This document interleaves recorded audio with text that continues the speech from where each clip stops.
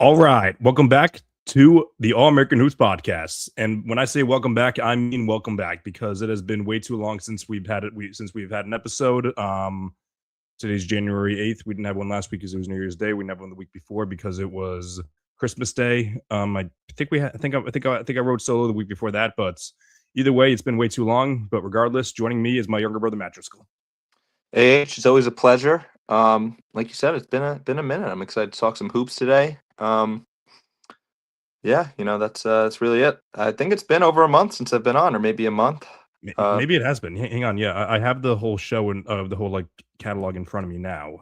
So give me a second. Hope it doesn't play anything. Okay, it's about to. But so I want to say, yeah. So the last episode was by myself, and then the episode before that was the episode with you and Tyler. So yeah, it was, I was gonna say, was the last episode me and Tyler? That's crazy. It was, yeah, that's crazy. Yep. So anyway, yeah, lots has happened since then. But before we start off, so this is episode 107.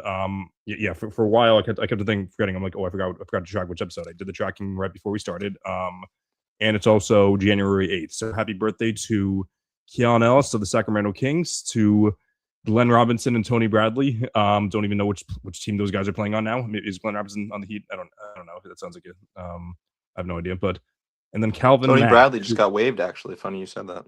Did he? Oh wow, yeah. And then Calvin Nat, who I don't know. I don't think I've ever seen him play. But I haven't seen him play. But I don't think I've seen him on really anything except for when I make my all-time spreadsheets. That's really the only I see him a bunch because he made one All-Star game and one All-Rookie team. I think are his two accolades. So those are the only times I've seen him.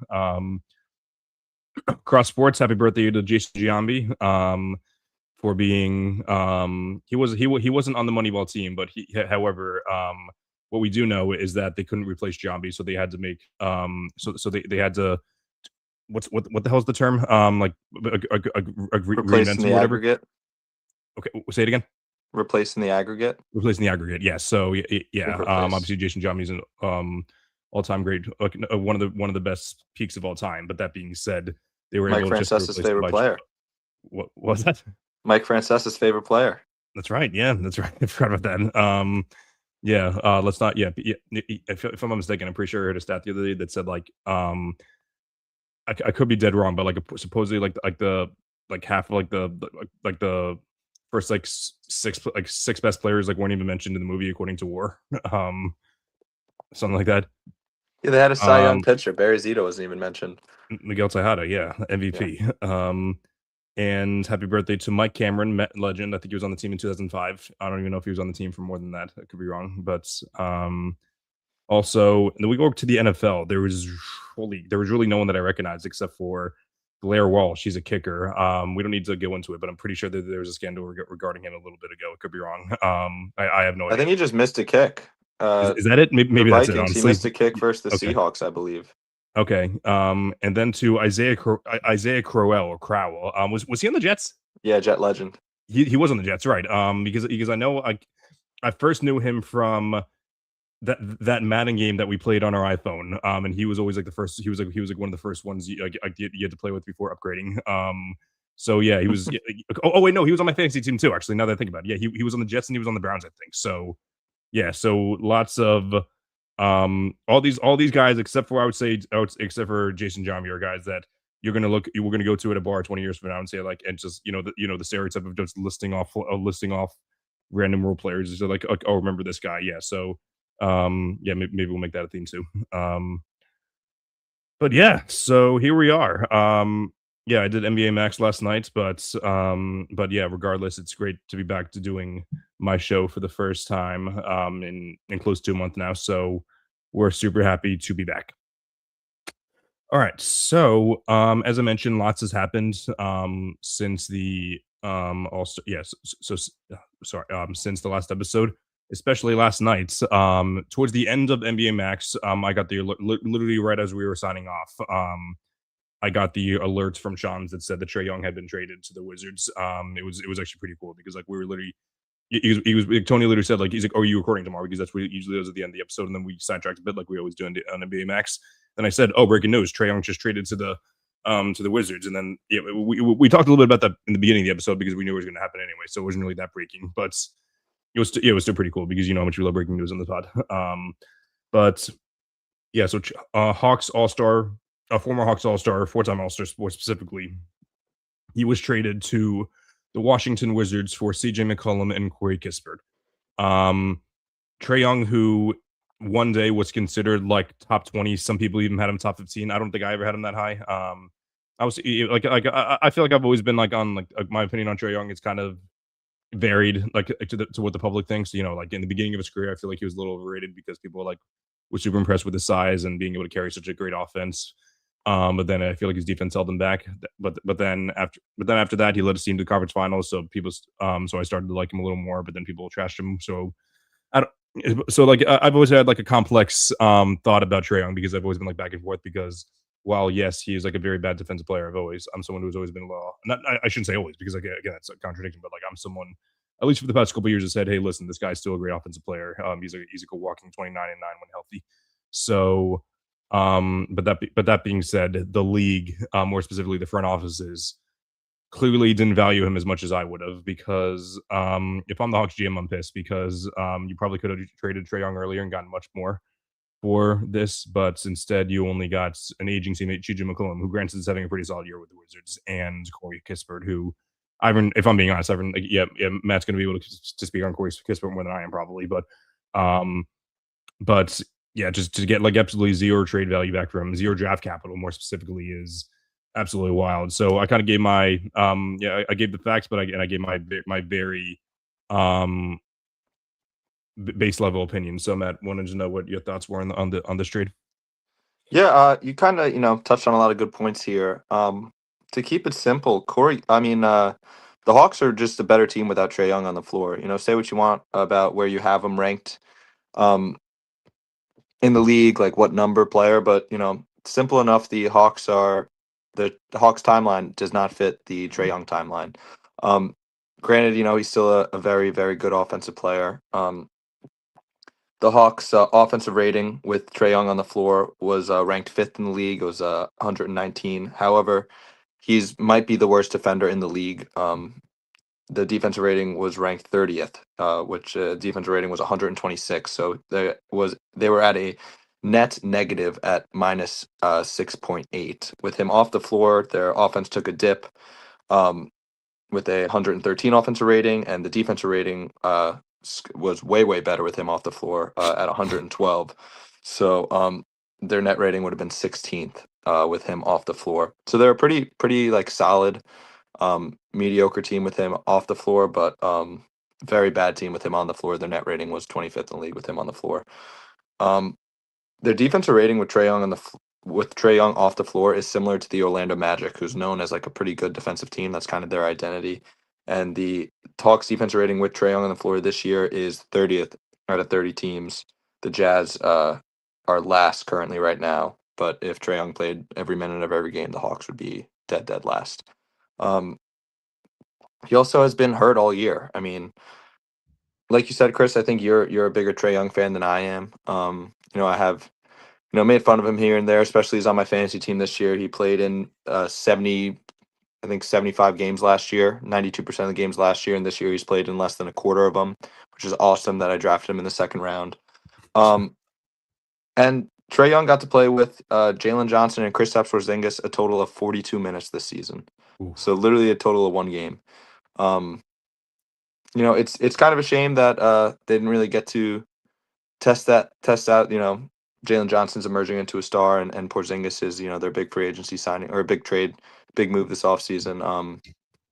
But yeah, it was the right move to move on from Trae Young. They probably waited a little too long to do it, clearly, because they only got Corey Kispert and McCollum back.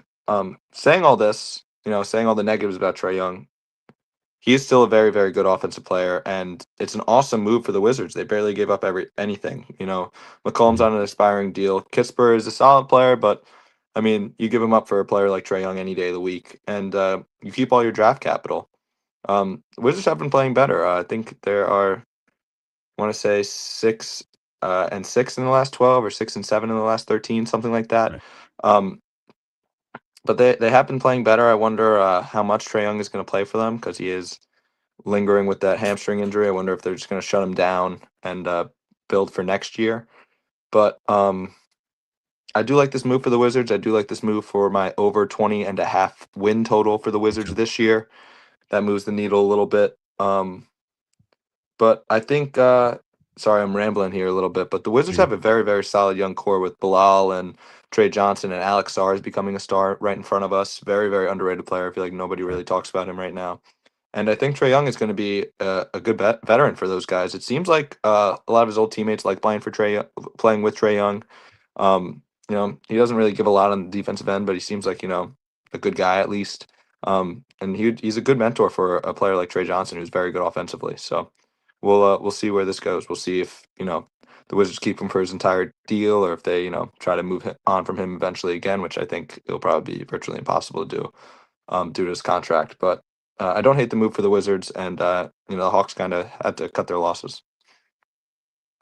Yeah, so Trey has a player option after this. Is it after this year? Yeah, so Yeah. after this year, he has a player option. I have a very hard time believing that he'll opt out of that because it's 48 million. I'm sure that, yeah, like if he opts out, I don't know what team is giving him anything close to that. I feel like what do you think? Maybe like I don't even know. Like is any team giving him a 30 million AAV? I mean, if they wouldn't trade for him right now, why wouldn't they like I don't be know. Like comfortable giving him that much? So so like the only thing I can think of is maybe it's one of those things where like they don't want to give up any assets, but maybe they're willing to overpay for him just a little bit. But yeah, yeah, yeah. If I were his agent, I would say, dude, just opt into your contract. Hopefully you're healthy next year and just ball out.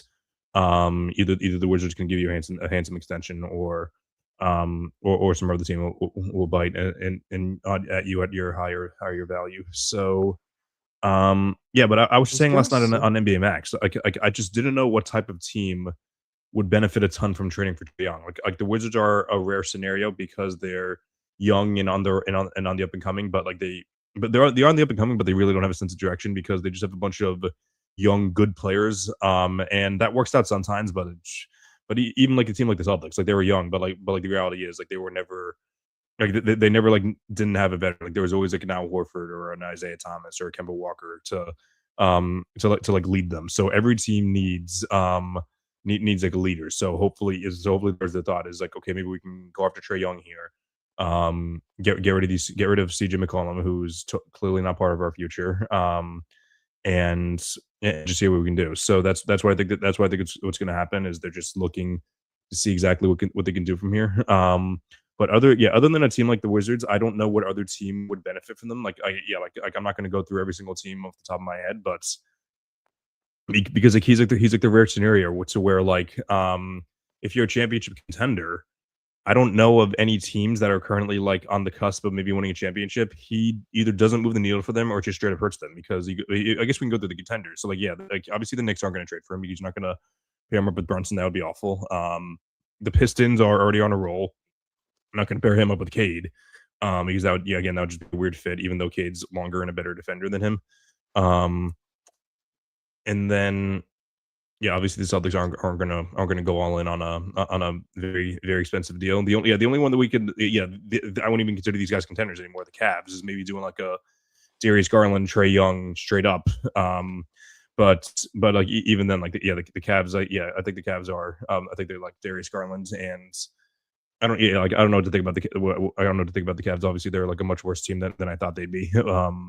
But like yeah, they were like the only contender that I feel like maybe would have benefited slightly because Trae Young's obviously the much better offensive player, but it's obviously the worst defensive player.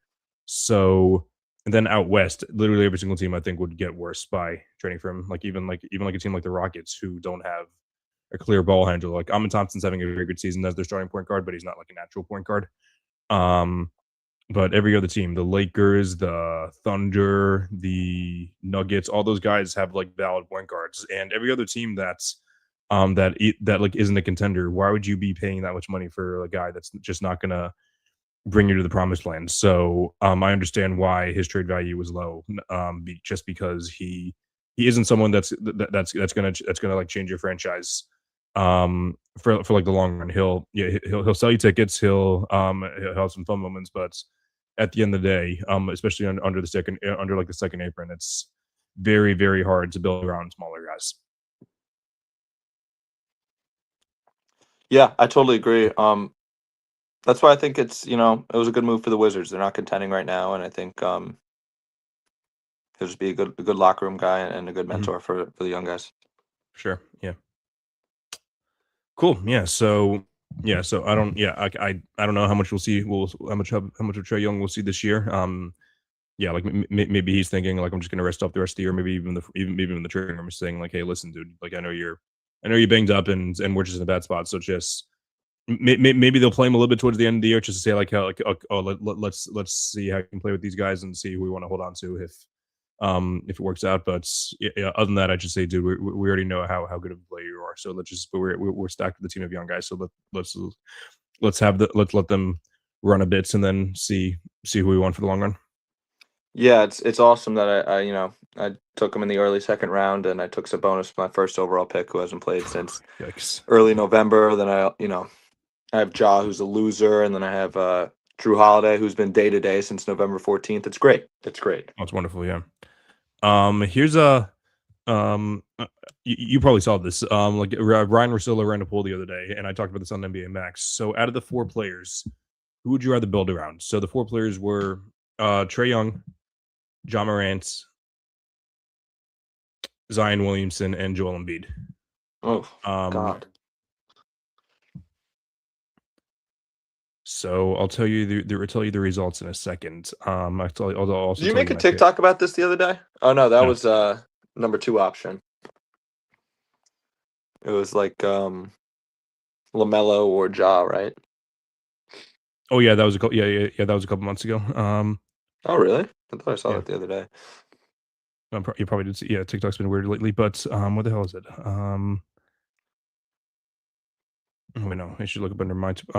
But but yeah, I'll just tell you right now because I can't find it. But yeah, like yeah, Zion won. He had like 30 something percent. I don't know how that's the case. He's more injury prone than all those guys. Um, I think yeah, it's Trae Young, right? so I agree. Yeah, so Zion's That's right. We're talking 37%. about right now. Yeah, so Okay, Zion yeah, I 30. would say Trae Young. Yeah, Zion 37%, Trae Young 30%, John Moran 17%, Joel Embiid 16%. I, Um, I think Embiid is last on that list purely because of age, age and um, contract probably. and contract. Ja is definitely third for me. He's a loser. Yes, I agree. His game is off. Is He's just negative. so like he was so it's weird because like so yeah, so 2022 he got into all the trouble and then he was suspended for part of 2025. Came back in 2023. He was like looking. Oh wait, or was it 2020? Oh no, it was 2024 that he came back for a bit and looked solid. Yeah, that's what it was. And then he got injured. 2025 he just didn't look like the same player at all. And even yeah, and this year just looks straight up bad. So it's like looking like the worst year of his career, which is it's like unheard of. Like hearing like all these young guys who just are just completely falling off. Like I know it's like harder for smaller guys to develop, but like he wasn't supposed to be like a typical small guy. He's supposed to be like a Westbrook type. He's like athletic, he's strong, I mean and this yeah, he's not that guy.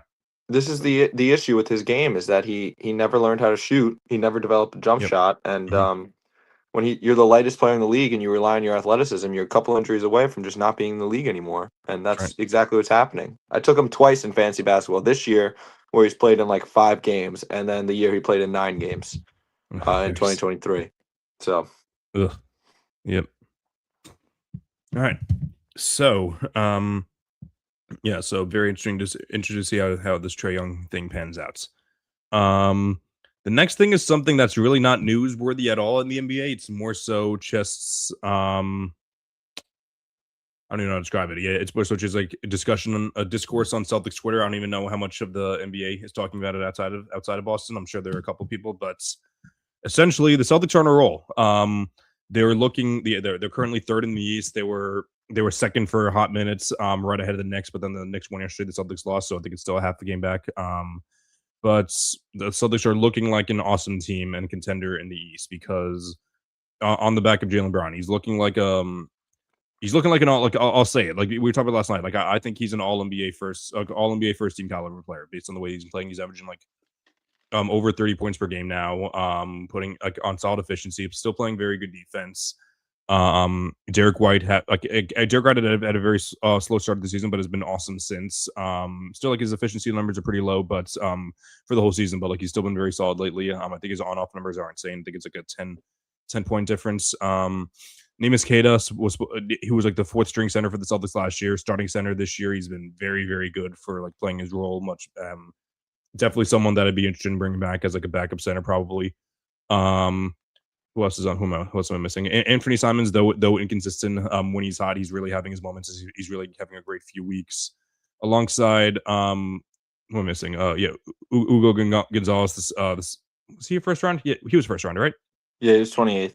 Yeah, 28th. Yeah, the 28th. He's been someone who I criticized the pick. I said that wasn't a good pick by Brad, but he's been very, very solid. And even though, Peyton Pritchard and Sam Hauser, they've been kind of disappointing this year, but like regardless, Sam Hauser's been better as of late, actually. But Same with Pritchard. was it Pritchard's been better I think too? Pritchard's been solid this year. He's been inconsistent. He's been pretty, much better. But Celtics have been playing awesome and much better than people expected. Obviously, we lose 3 of our starters plus Al Horford, which even then I would consider him a starter. He started more games than Porzingis, so like you can argue 3.5 starters, I guess. And one of them being Jason Tatum. So obviously this happens with everyone. Like obviously if this happens with it happened with LeBron when the Lakers were looking good without him. It would have happened definitely with Shea if the Thunder went on a roll without him. So I don't want to take the whole angle where like, oh, it's only Jason Tatum, but I will say it happens more with Jason Tatum than anyone else in the league. That if his team goes on a run, it's the Celtics are better without Jason Tatum. And frankly, I don't know why I still get annoyed by it, because I know that Jason Tatum is like an easy target, because like he's corny, he's not really cool, which I think he's very cool, by the way.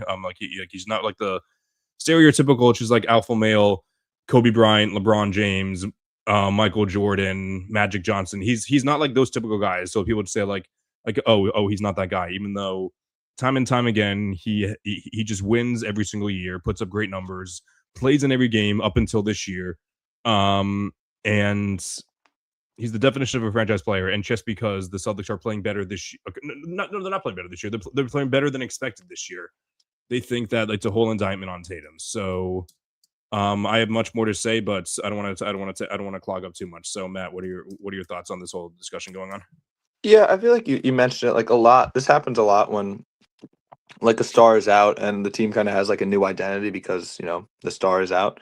And the Celtics always find a way to win games. I remember we talked on the over under pod. I think their line was at 41.5, and I think all 3 of us took the over, but it was like a slight over. So definitely exceeding expectations, and I think that's because I didn't expect Jaylen Brown to play at a NBA first team or second team, if not first team level.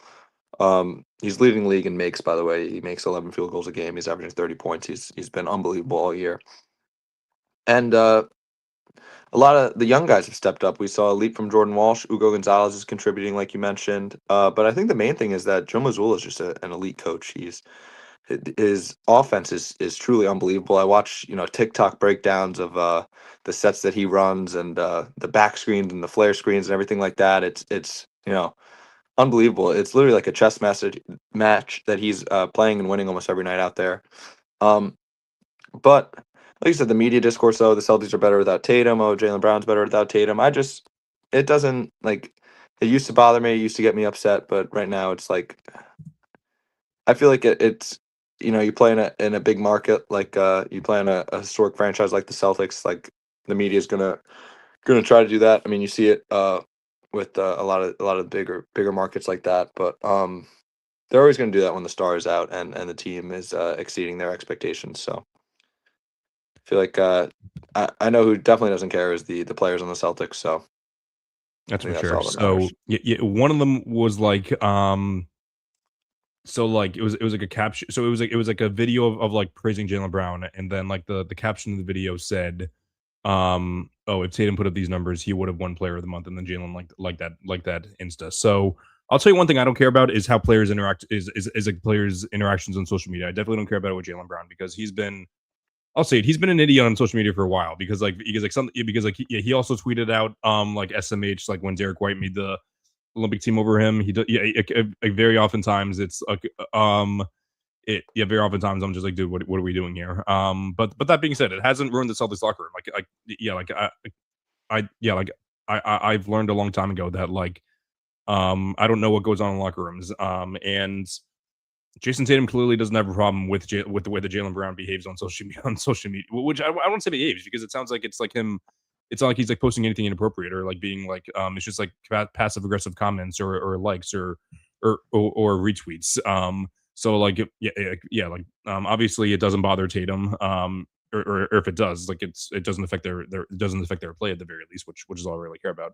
Yeah, the whole like the two of them don't like each other. Like again, I don't care about that either. Like if Yeah, they're we've heard that for like almost a decade at this point, and I yeah, mean they're always which with each yeah, other and they hang out. Like, which like Fluent made the point last night. He said yeah, you can say that, but Shaq and Kobe also were with each other for however long. I don't even was that like how long was that? Was that like 7-8 years probably? yeah, And the wait, so I don't even know when Shaq traded in the 1999. I think was the year 1990, and then left in 05. So it's a little less than that actually. Now that I think about it, um, but so yeah, just that whole the whole notion and at the end of the day, yeah, like I'm not here to trash Jaylen Brown whatsoever. He's having an awesome season, and I'm obviously someone who's defended him um since forever, but more specifically, like I was like the lone trooper. Me and myself and or even Move Social, we were like the only ones defending defending the contract that was signed like his extension like after 2023 when he had like the worst series of his life. But he came back, won Finals MVP, did all that, proved everyone wrong. But at the end of the day, I do think there's levels to this, and I don't think that he's on the same level as Jason Tatum as far as it goes for at their peak. I don't know what Jason Tatum is going to look like when he comes back, but if Tatum comes back and hopefully eventually he gets back 100%, it's not going to be this year. Hopefully next year he comes back 100%, which I think is possible, especially if he comes back this year. But yeah, there are levels to this, and like just like the whole notion that like things are going to get screwed up with Tatum coming back. I just don't buy it, mainly just because the Celtics haven't played a playoff series yet. Like this team is fun, it's everything like that. I think they, even without Tatum, I think that's they're like a couple lucky bounces away from making the finals, and I don't think that's outrageous to say. I think it's outrageous to say that they can win the finals. They can beat either the Thunder or the Nuggets or the Rockets. I think that would be a far stretch without Tatum. But yeah, at the end of the day, it's just nonsense, in my opinion. yeah. Who's to say that Tatum can't come back at 100% this year? I do disagree with you on that. I mean, Okay. I think the surgery right after the night of the Achilles, and he's getting the best treatment you possibly can for Definitely a true. human. Yeah, So absolutely. Yeah, we'll see. The East is weak. We'll see. absolutely. All right, so this is going to be a very short podcast episode, actually, because yeah, the plan was to do mailbag today. We have we have three questions. We can dive pretty deep into each of them. I know that's two of them are for Matt's friends. Did they tell you what they were, by the way, or no? No, I didn't ask him. They didn't tell you anything. Oh, perfect. Okay, so No. the first one is coming from our former teammates, Patrick Warts. He just commented. I think it was just 2 words. I think it was just only 2 words that he commented. He just commented, 3 words. Sorry, is Embiid back? So let me pull up the stats. So I'll go from December 12th, in which he's played 1, 2, 3, 4, 5, 6, 7, 8, 9 games and has missed 3 of those, which I'm not blaming him for missing those games. But in those 9 games, he's averaging 29 points, 8 boards, 4 assists, a stock and a half, 52.3% from the field, still pretty weak from 3. Nothing on true shooting, but obviously just looking like playing his best basketball for sure since 2024, like before he got injured. So obviously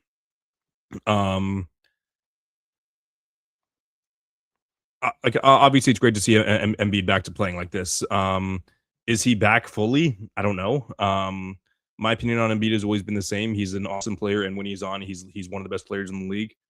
But the question, so is he fully back to playing like that? I don't know if he can do that consistently. Like even if I check the numbers now, yeah, obviously, yeah. So if we just go through it from most recent to recent, so 28, 32, 26, 22, 34, 31, 27, 22, 39. So yeah, I guess it's pretty easy to get excited when like the lowest amount of points you scored in the last month is only 22 points. So when before that he was scoring 16 and 12 and 18.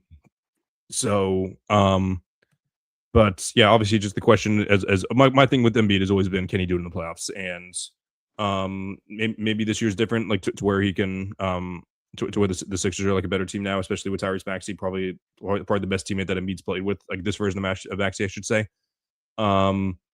But is he back fully? I don't know. I'm not. Yeah, I'm not here to say otherwise. I'm obviously like I would say. Yeah, I would say. I definitely dislike Embiid more than like the average basketball fan. But yeah, I'll give him flowers for sure because like I thought that he was done fully beginning of the season, but he's playing his best basketball since before his injury in 2024.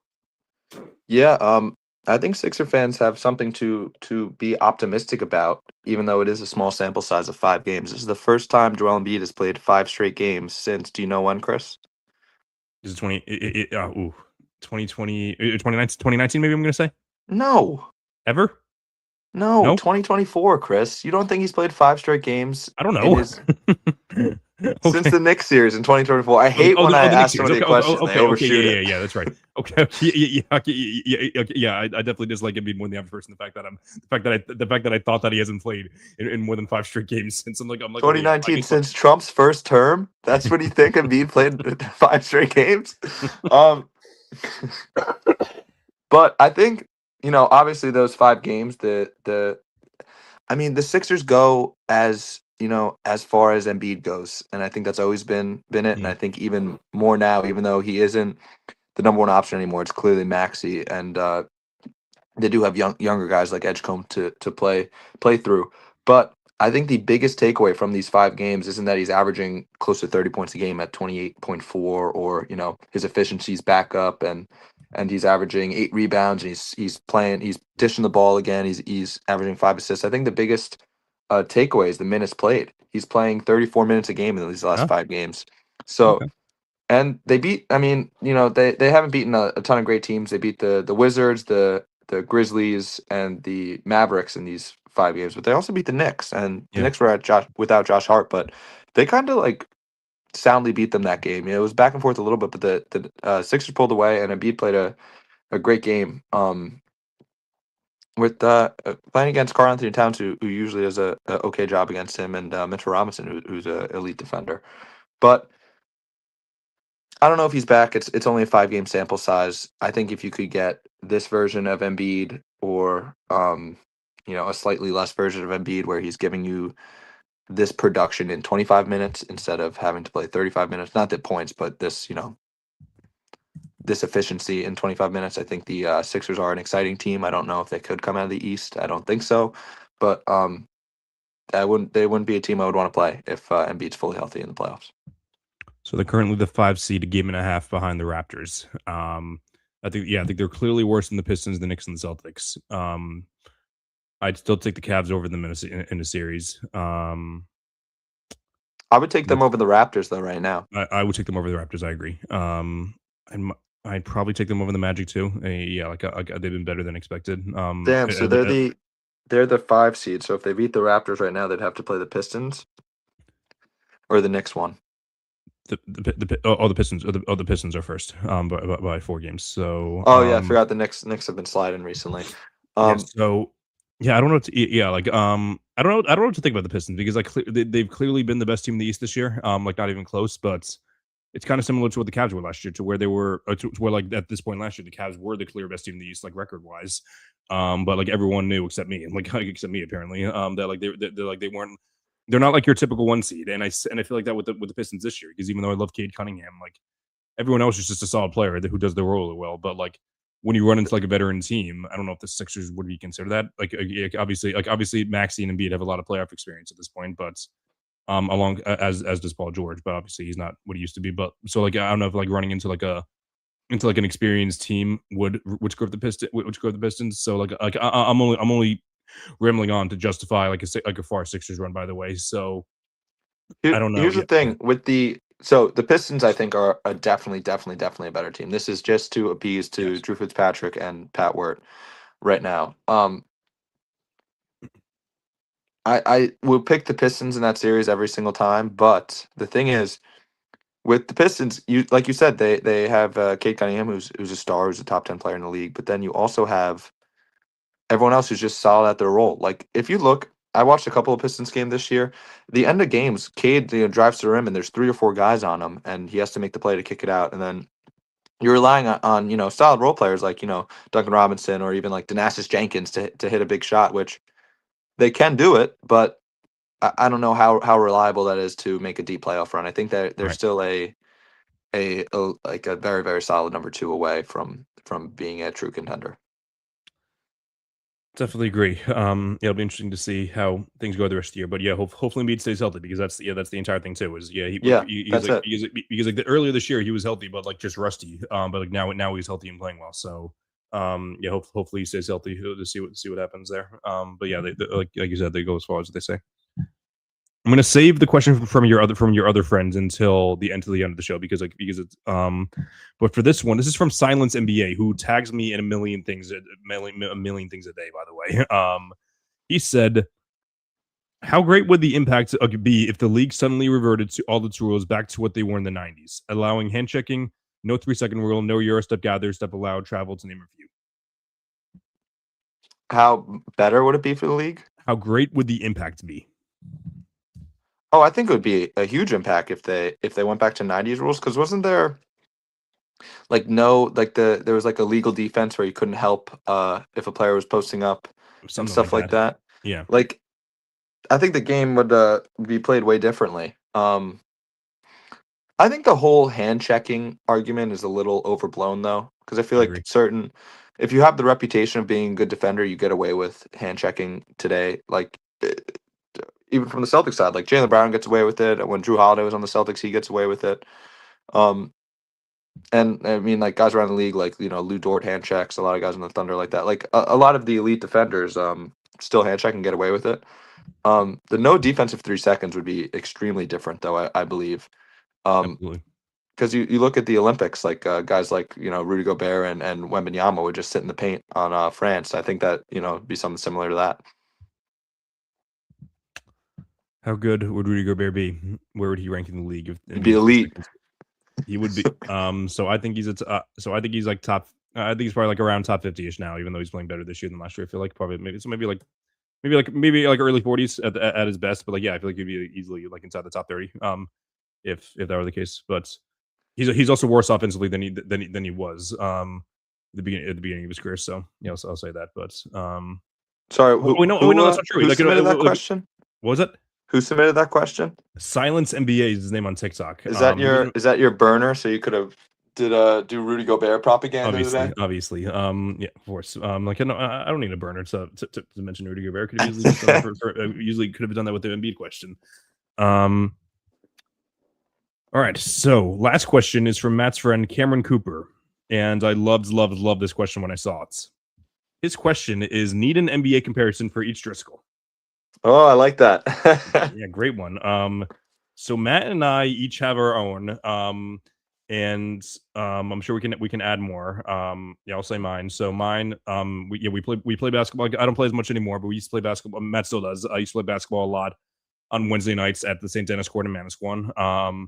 In which I'd always have my Al Horford jersey on because um I'm very similar to Al Horford. I just like I set a bunch of screens. I do a lot of pick and pop.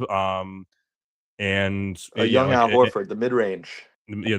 The mid range, I always guard the other team's best big man. And yeah, like neither of us have a really good handle. But yeah. At the end of the day, I was mostly there just for vibes. And Horford's there for more than just vibes. I'm not saying otherwise, but at the end of the day, like You were that's a winner like Al. I appreciate you saying that. But yeah, like yeah, and all of the guys that said us, they still refer to me as Al Horford to this day. So just very very cool. But like that's who I am. I'm sure there's other player. Yeah. I know that Johnny Lang, friend of the pod, used to call me Channing Frye because of my mid range jumper. That was like his I main like thing. that. That was actually when we were playing dunk ball, actually. And I was like shooting the mid range a ton. So yeah, like I think his thing was really just looking for a mid range specialist. But like I think he just wanted like a forward because he couldn't call me Sean Livingston because that was he was obviously just a guard. But yeah, so those are the two players. I remember like a long time ago. I think I called myself Dennis Rodman just because I was just because like on like JV and on my school teams, I was never really the best scorer. So I just said like, yeah, I'm just going to grab a bunch of rebounds, but obviously I wasn't grabbing 20 rebounds a game, but I was definitely still considering myself a rebound specialist because that was my main thing I did when I was in high school. So yeah, I've listed a couple, but yeah, Al Horford is my answer, but like, yeah, I've been compared to a couple of others as well. I think that's your comp. I'm trying to think of one for John. Um, I have a couple So for myself, but for John, I'm thinking he plays more like a guard than a yes. guard, like a two or a three, sometimes a one. Hmm. And he also likes the mid range. You could tell we grew up playing in the driveway where we could shoot from the left side. If we shoot from the right side too deep, it would hit the telephone wires. That's right. But Yeah. I was thinking without the foul grifting, he is like SGA a little bit, where he Okay. drives and he likes to turn around mid range on the baseline a lot. He's good around the rim. So I was thinking like SGA a little bit. He uses his body a lot when I'm guarding him to bump off. I don't know if you have any comparisons. I don't know.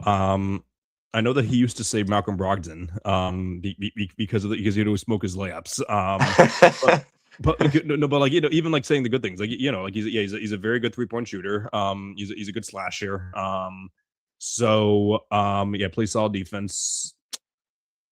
So like just a guy that can shoot threes and good at driving too. So yeah, Shea's definitely a good comparison there. I feel like yeah, like obviously at his best, I think he's better. He probably way better than all of us. But like I still feel like saying he's the best player in the world is a bit of a cop out. So is there anyone Me else that we're saying missing? SGA is a cop out for John.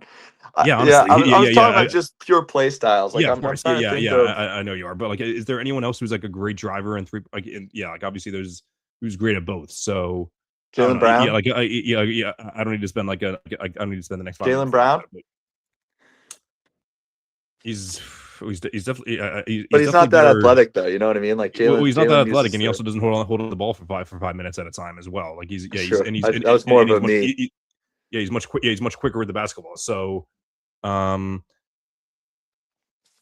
yeah, I feel like Jason Tatum is actually a better comparison than Jalen Brown, honestly. Probably. Well, Yeah. really, I think we're being too nice to John here. Tatum and SGA as his comparisons. um, Um, and then yours, obviously. yeah, my friends say.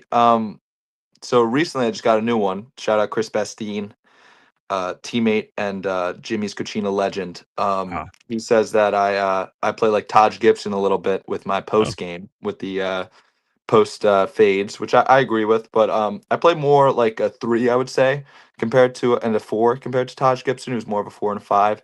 Um, Shout out friend of the pod and guest Tyler Casaretto says I'm LaMarcus Aldridge a lot of the time with my mid range game, and if I'm feeling good, it's Carmelo Anthony a little bit. A lot of contested mid ranges and a lot of ISO ball at some points. But I don't know who else I would be. I feel like I dish it more than Carmelo Anthony, so I don't know if that's a you great definitely do. comparison, but Yes, you definitely do.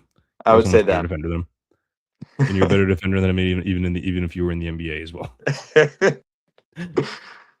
Oh, wait, I forgot the episode 100. The episode for the Mellow Haters episode is already filmed. Hasn't come out yet. I, I'm pulling Oh, up I forgot the. to mention this is our first pod since you went Hollywood on us. It is. Yeah, that's right. Yeah. I wasn't going to talk too much. Yeah. I was.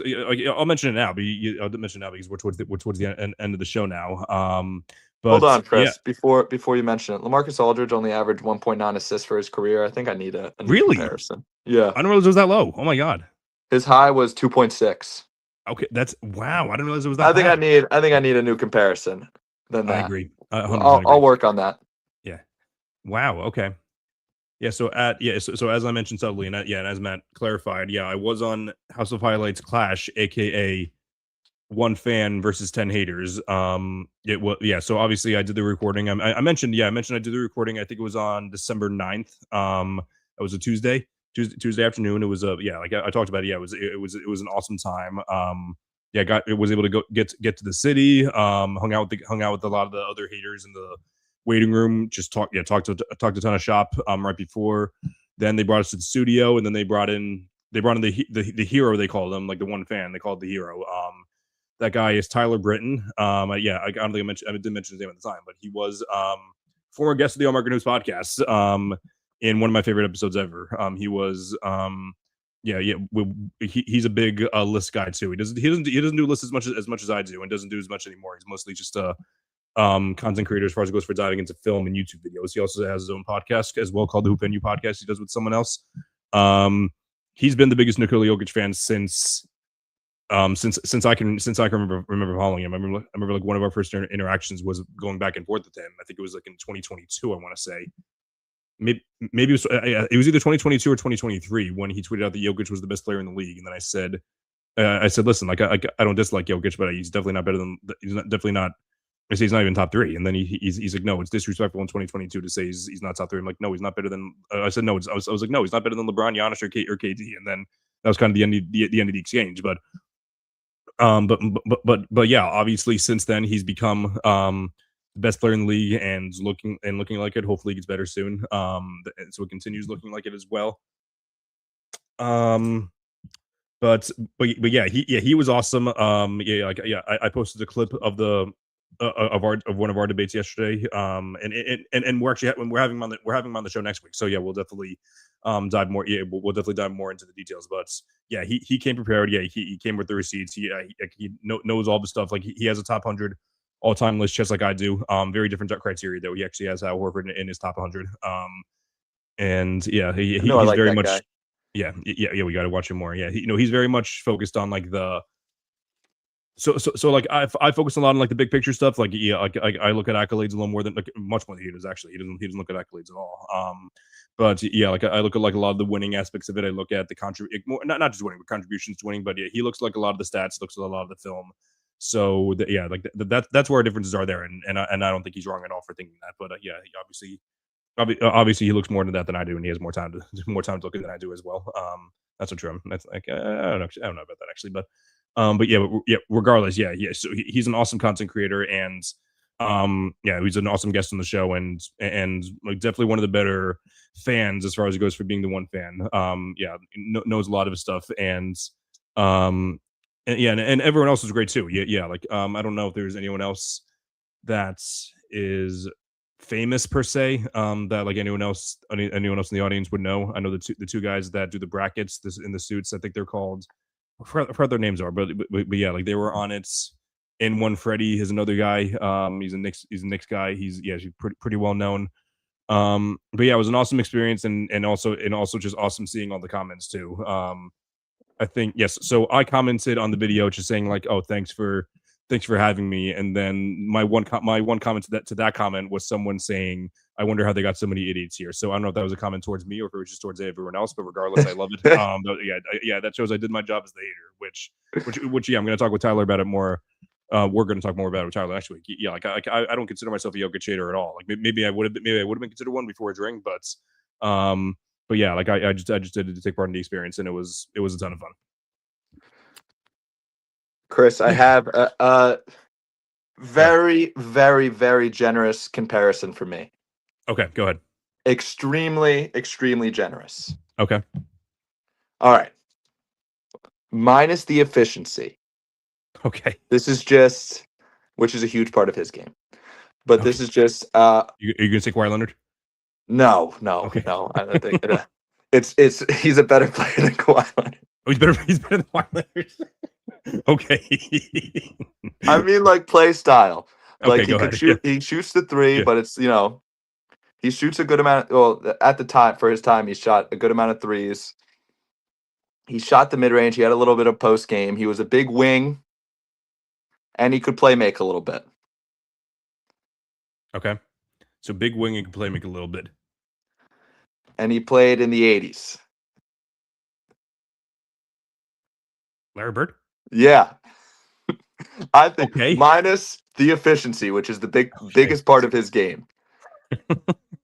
So Larry Bird was a master of everything at the basket. He's also the, like, outside of LeBron and Jokic, he's also the third best non-guard passer of all time as well. So Okay, like, listen, Chris, ready? you're a Larry good Bird passer. was Like, a I'm not saying you're not, but like, Larry Bird was a master at everything offensively in basketball. yes. And I'm okay at everything offensively. I'm not great at anything. Yes. I could do a little And you're not bit bad of at anything either. everything, Okay. not great. I'm a Okay, that makes sense. jack of all trades, master at none. He was a master at everything. Okay. See, I laughed when you said Kawhi Leonard. I was like, that's ridiculous. And I'm like, I'm picking somebody that's better than Kawhi Leonard. Maybe we'll stick with Taj Gibson for now, and then we'll think about somebody else. How about for John, prime Pete Paul George? I like that. Yeah. I was thinking Paul George too. Like, Yeah. similar thing. Like, kind of does a lot. He's a little more ball dominant than Paul George, but yeah, I feel like it's pretty close though. Yeah. Yeah. All right. So yeah, we went a little longer than I thought we would. Yeah, I was once we got to the mailbag, I was like, oh crap, we're gonna go like under 40 minutes, but like no, we were able to babble a little bit longer. So yeah, great question from everybody, especially Cam. Shout out big Celtic fan, Cam Cooper. So shout out Rhode Island. No, I don't. Yeah, I wasn't really familiar once I saw him, but like once you mentioned him, I'm like, oh yeah, like yeah, I remember Cam. But yeah, we're obviously very happy to be back. Next week, as I mentioned, Tyler from Hoop Venue, aka the one Jokic fan from last week's episode of One Fan versus 10 Haters, will be coming on next week. So we're very psyched about that. And after that, I've been in contact with a couple of the other guys from the studio, the other haters. So hoping that they can join us eventually. And I think they will join us eventually because obviously, obviously the past few weeks have been able to record a lot, but even like during the time, like we really haven't had a ton of actual guests on outside of our close personal friends, which obviously we love when we do have our close personal friends on, but we're trying to see if we can get more actual content creators on. So and I also think that's going to be easier once football season's over as well, because people are focusing more on hoops. So definitely excited for that. But oh yeah, one more announcement. Down in the graphic below, as you can see, it says check out additional content. So it says Primetime Sports Talk. I haven't made an official announcment yet, but however, Primetime Sports Talk, the business will be closing. So I will no longer be writing for that website. But however, just as easy. I reached out to my mentor Tony Sportsfluent, the producer of the show, to see if I could put him down as a reference for when I do other blogs. He's like, dude, just write for sportsfluent.com. I'm like, oh, okay, that's just as easy. So I wrote my first article for them, my power rankings, and it's also gonna be just as easy this time because when I publish, I have the power to publish it this time, not just Mitch the editor. So so check out my column, not at Primetime Sports Talk, but on sportsfluent.com. So I'll be I'm gonna say that again once I do my end spiel, but yeah, that's my announcement. Is sportsfluent.com is my new blog, and I'm really excited to not just be I'm already on the Sportsfluent team, but just to continue to expand my role within the Sportsfluent team. So I'm very excited for that. But anyway, Matt, always a pleasure. Thanks for coming on. First episode back in a minute, so we're very psyched about that. But this has been another episode of the All American Hoops podcast. Be sure to follow me on all social media platforms at All American Hooper on TikTok and on Instagram with zeros, at American Hooper on Twitter, and be sure to check me out on Wednesday nights at 8 p.m. On NBA Max with Ori B from Hoop Social, with Jalen Carr Music, and with Tony, aka Sportsfluence. And be sure to check out my column on sportsfluence.com. This has been another episode of the All American Hoops podcast. I'm Chris Driscoll. Until next time, keep grinding and stay hooping. Have a great night.